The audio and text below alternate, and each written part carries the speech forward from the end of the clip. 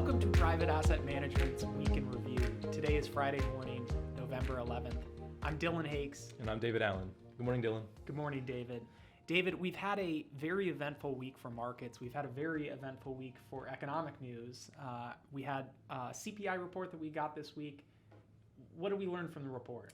Yeah, so the CPI data for our October was sort of across the board a positive. We did see on a month-over-month basis, the headline growth rate was consistent with what we saw in September. However, on core, which excludes food and energy, we saw a sharp decline in the monthly pace of growth, down from 0.6% to 0.3%, with continued slowing in goods categories and a little bit better data coming from the services side also. We've talked about in previous months that the big component that's been dragging the CPI report down has been shelter prices, home prices, rental prices that have been high. What did we learn this month on the shelter side of things? So I think by dragging it down, you mean supporting growth and keeping inflation quite high, and that's right. Shelter has really been sort of the boogeyman in consumer price inflation that we've seen this year. The period of very rapid home price appreciation and rental growth, that's beginning to reach the CPI data and has in recent months been driving the overall numbers higher. This month, I think we got some good news for shelter in particular. Though the overall category was pretty consistent with what we saw in September, the two big main components of that, which are owner's equivalent rent and rent of primary residence, both slowed month over month. We've started to sort of pay more attention to some of these categories of CPI that exclude shelter, looking at overall CPI ex shelter and core CPI ex shelter. And I think we got some good news there too. Now we've seen overall CPI ex shelter has declined for 4 consecutive months. And core CPI, excluding shelter, actually declined month over month by 0.1% in October. Turning to the market and the market's reaction to this news, we saw a very outsized move in the markets yesterday after the report hit. One of the better days we've had in the market in a few years. What do you take from the market's reaction? Is it justified? Is it unjustified? What is your thoughts on it? Well, you're right. I mean, the S&P 500 was up 5.5% on the day. The NASDAQ 100 did even better than that. This is certainly a reaction to the expectation that the Fed isn't going to have to increase rates quite as far, perhaps quite as quickly in the coming months because inflation is falling, that the goal of getting inflation to come back down is being achieved just based on this one CPI report. I think the size of the increase that we saw in equity markets certainly has something to do with some of the short covering that was taking place on Thursday, so that people were positioned for a disappointing CPI report, and when it came out better than expected, that led to some short covering. But certainly, I think this does make the odds of a 50 basis point increase at that December meeting much higher for the next Fed meeting, and certainly the sense that things are beginning to turn is not unfounded. I think we can look at this one report and sort of say this is certainly a move in the right direction, and look forward to that next report in November, which the Fed will have before they meet for their next meeting. David, the other part of yesterday's rally that was quite remarkable, obviously very correlated with what happened in the NASDAQ, was the decrease in interest rates we saw across the yield curve. Treasury yields fell across the entire curve. It was the first time in a number of months that we've seen that move. It also was pretty dramatic in what happened. We've talked about in the past that we thought that interest rates were very attractive, that there was some potential downside. What do we take from this move? Is this something that can be sustained? Do we think interest rates could potentially go down in the future? Well, I certainly think the move in rates that we've seen this week is justified by this positive CPI data. A few weeks ago when rates were at their near-term highs, it did seem that the risks to interest rate movement were certainly tilted to the downside. I think that's a bit less the case now. Certainly we could see some negative data come out, and we could see interest rates return to where they were just a couple of weeks ago. However, but I think what this report shows is there is a lot of potential energy built up in financial markets for this Fed pivot. We've seen that in recent weeks. Bear out in equity markets. It certainly bore out in fixed income markets this week. And so I think if the trend in data continues to move in this direction, if we continue to see better CPI data, a better balance in the labor market, I do think there is potential for yields to move lower. But that doesn't mean that that also has to coincide with the Fed ceasing to increase rates or beginning to cut rates. I mean, we could see interest rates begin to fall ahead of those movements just based on better data. David, to summarize what you're saying, I think we're not quite out of the woods yet, but certainly there's a lot of setup, given all the negativity this year, for any positive news that can cause significant rallies. The other big piece of news that we had this week, one of the wilder stories that we've seen out of either financial markets, this is a little bit of a different flavor. In the cryptocurrency world, one of the largest firms, a firm called FTX, some of our clients, our viewers might be familiar with this firm. They have umpire uniforms in Major League Baseball that carry their logo.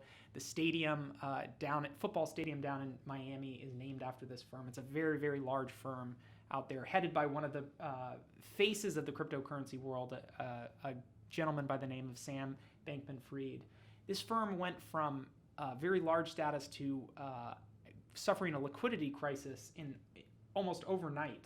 The firm is in the process of potentially going through a bankruptcy. Went from the faces of cryptocurrency to failure almost instantaneously. What did you take out of what we heard from the story? Well, a few things. I mean, it was certainly an attention grabber. It does seem like this was a firm, like you said, that was certainly seemed much more reputable than some of the others out there. This was sort of seen as a stalwart, and the CEO, Sam Bankman-Fried, was very politically active, very much involved in lobbying and trying to secure some regulation for the crypto industry that would be to his firm's advantage and to the advantage of the industry overall.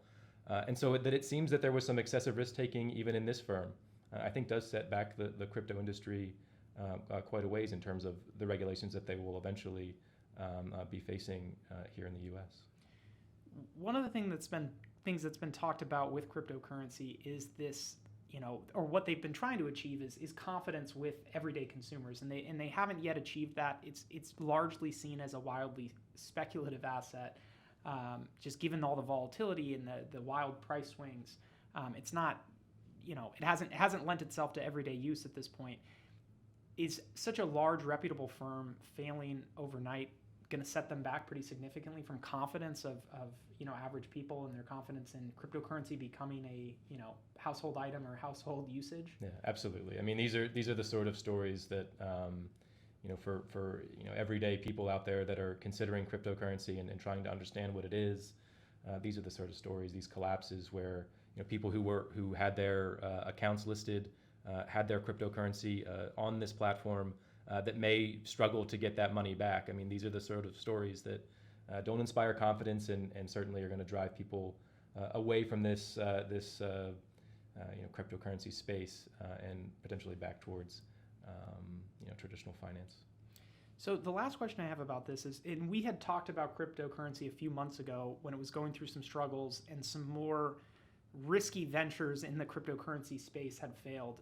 This is very different. This is a very large, established firm, one that markets itself to everyday retail consumers.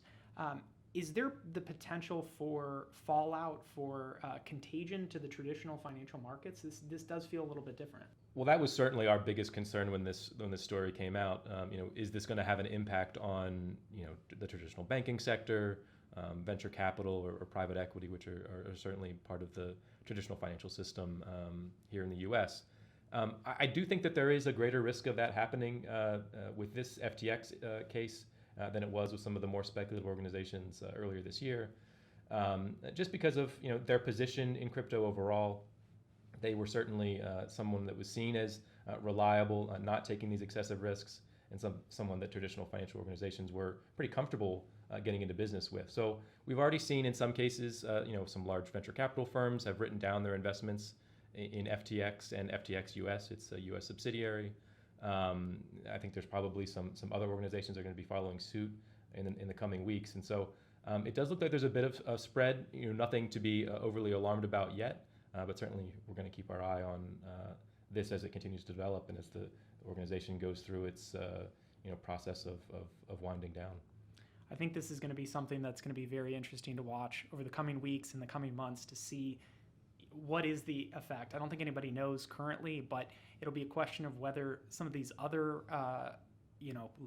considered reputable cryptocurrency companies are participating in the same reckless speculative behavior, or whether it's just isolated to FTX, and like you said, whether there'll be any sort of knock-on effects to traditional firms, traditional banking. Turning to next week, David, what do we have on the agenda for next week? So it's a lighter week in terms of economic data. We do have a couple of leading indicators of inflation that are going to come out with updates, including producer price indices as well as export prices and import prices. So looking at that data and trying to get a read on what that might mean for future consumer price inflation reports, that'll be interesting. And then we're also going to get another, likely pretty somber update on housing starts and permits. The increase that we've seen in mortgage rates here in the U.S. has really, dried up home building activity. So I expect we're going to see another monthly decline in housing starts, and permits, which obviously are a leading indicator of starts, are likely to also be fairly weak. I think it'll be interesting to watch next week. Thanks everybody for watching Private Asset Management's Week in Review. I say it every week, but if you enjoy this video series, please go ahead and like and subscribe on our YouTube channel. We will see everybody next week.